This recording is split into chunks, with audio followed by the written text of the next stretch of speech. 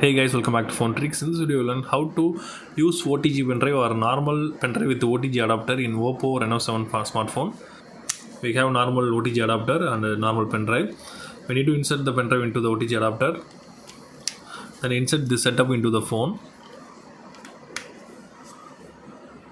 It will directly open the My Files. Wait for a few seconds. Now the OTG is appeared here. You need to click on to open that.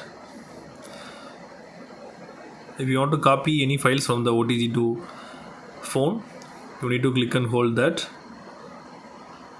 Then choose copy. Then choose phone storage and copy to here. Also, if you want to copy any files from phone to OTG, you need to open phone storage and choose the file you want to copy. Then click on the pen drive. Then copy to here. So after finishing your work, you need to swipe down. Then choose tap to remove USB device safely. Then only you should remove the pen drive. That's all.